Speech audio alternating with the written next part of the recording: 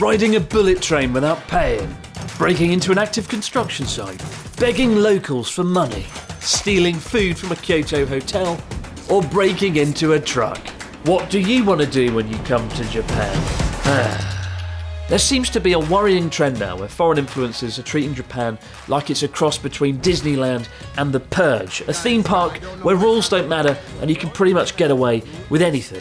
In a world where all that matters now is click-through rates on YouTube videos or audience retention on a Kick stream, desperate creators are going to desperate lengths to get the attention they sorely crave. And unfortunately, it seems what better place to exploit people's kind-hearted nature and goodwill for content than here in Japan. Nuisance foreign influencers have been in the public news quite a bit in Japan over the last few months. And with the release of a video just yesterday by YouTuber Phidias getting thrown off a Shinkansen for not paying, amongst other things, the topic looks set to make a very unwelcome comeback this week. So in this video, we'll take a look at who these dickheads are and what's been going on, as well as exploring how this has been playing out in Japan amongst both the public and the Japanese government, because it certainly hasn't gone unnoticed. And look, this isn't just a foreigner YouTube problem. Japan has its own fair share of domestic nuisance YouTubers, and it's taken some pretty bizarre measures to counter them as well, as we'll see.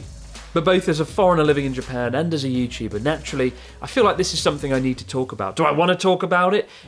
No, I don't. As you know, I like talking about happy things. In fact, to produce this video, I had to completely scrap the fun pre-planned content that I had in store. But my policy on YouTubers and streamers doing shitty things has always been to ignore them, for fear of bringing them any more attention or notoriety. And I only do so today because in the case of the first bellend that we'll talk about, Johnny Somali, a Kick streamer, he's already reached a high level of notoriety after his recent arrest. And his story is important as it gives context to why people are so fed up that this has happened again. And by talking about the second person, who is a YouTuber, hopefully YouTube will take more aggressive action against creators that make shitty content like this. Also, if you're having a good day where you've got some sort of faith in humanity, you might want to stop watching right now, as I've discovered learning about these fucking idiots really doesn't do you any favours. Back in September, Kick streamer Johnny Somali was arrested after repeatedly causing mayhem around the country. Whether it was standing on a train with a loudspeaker harassing train passengers,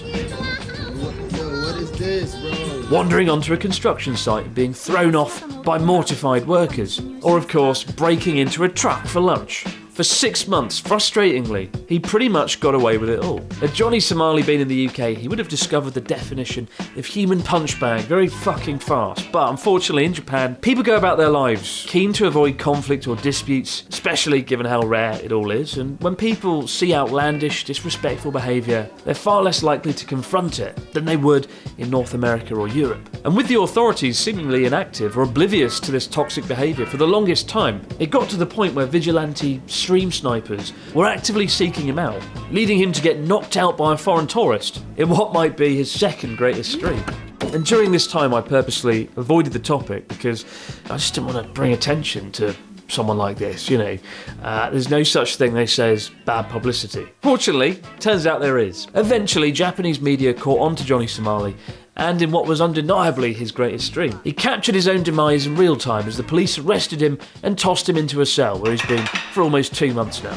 If formally charged with trespassing, he could spend up to 3 years in jail, but that's pretty unlikely, and we can only hope he does get to stream his inevitable deportation sometime in the near future. But the damage had already been done, with one of Japan's most powerful politicians speaking out publicly about nuisance streamers, casting a bit of a shadow over regular streamers and YouTubers operating in Japan. And that takes us to now.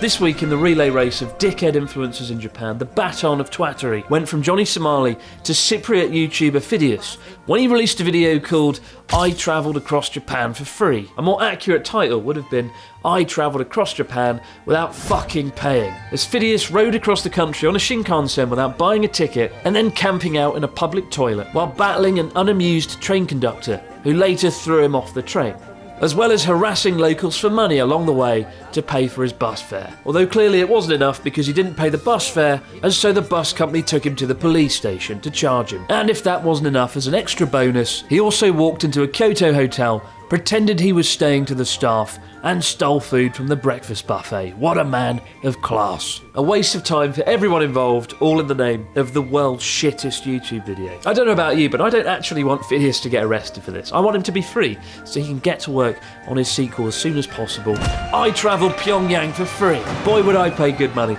to see that in action. Now, right off the bat, Phineas doesn't have the best reputation. In fact, if desperation had a physical manifestation, it would be him. After all, the guy once camped outside of Twitter's headquarters for 60 days just to get a hug with Elon Musk himself. In a scene so hideously awkward, you'll want to go back in time and kill the internet from ever happening. Perhaps this shouldn't be a complete surprise, given this is the same guy who faced a backlash last year for his questionable thumbnail choices. But in a matter of hours, the video had been picked up by netizens online and shared across Japan. In response to the outrage, Phineas did what any good YouTuber would do. He wrote a shit apology. Hello, beautiful people. I apologise to the Japanese people if we made them feel bad. That was not our goal. From now on, I am going to make more research to the cultures we go to and try to prevent this from happening again. I love you all. 5 likes from 5 fucking idiots. I'm gonna make more research to the cultures. You know what? Maybe I'll swing by Malaysia. Maybe I'll steal a truck because maybe that's okay there. Maybe theft is okay. I don't know. I haven't researched the culture. Or maybe I'll swing by Vietnam and hijack a bus. I don't know. I haven't researched the culture. Maybe the concept of crime is absent in Asian countries. But clearly Phineas didn't research the culture of India because he did the exact same fucking thing there, riding a train without paying. But what lies in store for Phineas? Well, if history tells us anything, it's that he should soon begin his narrative arc to becoming an amateur boxer. And who knows what kind of exciting content that we can expect next. Perhaps I piggybacked across Japan on 100 unwilling strangers. Or perhaps I tried robbing a Japanese 7-Eleven in a day. But there's a tipping point in Japan when something is featured on TV. That's when the outrage is sort of crystallised. And it's impressive how well everyone's forgotten Logan Paul's saga when he came to Japan for the ultimate dickhead speedrun, causing chaos on the streets, smashing Game Boys and mocking the dead, with the whole episode making national news in Japan. To the point that I ended up on Japan's biggest morning news show in the bizarre position of having to defend all foreign YouTubers ever in the world, which was basically me just sitting on a chair, looking bewildered, going, I'm very angry indeed. It's a good thing I didn't say, but don't worry, it won't happen again. Especially with a clip of even more streamers in Japan doing the rounds dressed as Mario, harassing women in the street. What the fuck am I? Okay, stop. Now there is some good news. Just as I was finishing up this video, I did see that the offending video had disappeared, meaning either YouTube took action or he took it down himself. But the damage has already been done. It's already been shared across social media in Japan. People are already kind of pissed off. Japanese rail companies are investigating what happened. And just today, a friend shared with me a photo of his local bar that's just put up a sign banning people from filming, streaming, doing anything inside there. And who can really blame them? Probably a look of things to come. You know, looking at the bigger picture, it's unfortunate. In 10 years living here, 300 videos on the road, I've very rarely faced any difficulties filming in public. The key is to be respectful, don't be noisy, be mindful of the people around you. And much of my success is down to the fact Japan is so tolerant and so generous when it comes to people filming out and about in public. There's nowhere better to do it. And I worry if this keeps happening, then the day will arrive where every time I pull out a camera to film, or a foreign tourist is filming something, just making a video, you know, folks will rush over to sort of say, oh, stop filming, don't film here, please, damn it, don't film, because they're so concerned that something bad is going to happen. And it's a sad turn of events to be confronting, especially as it's the 1-year anniversary of Japan reopening. You know, tourist numbers are almost back to where they were since 2019. It'd be a terrible shame if that is overshadowed by foreign influencers running amok, being disrespectful, and taking advantage of Japan and its people. And I think the only flip side I can find is by raising awareness of that. I kind of want to encourage you guys, if you're ever out there watching something on YouTube or Twitch or Kick, where douchebag influencers are traveling around Japan doing these sort of things, hold them to account, report them, do what you can. That's the only way they can be stopped when they're deprived of the platforms that they use to output the shitty, awful content. Now, as I said, Japan isn't without its own domestic YouTuber problems. In fact, the country has a word for nuisance YouTubers, meiwakuke. During the pandemic, a YouTuber called Hezumaru was detained for 2 days after a string of questionable activities, including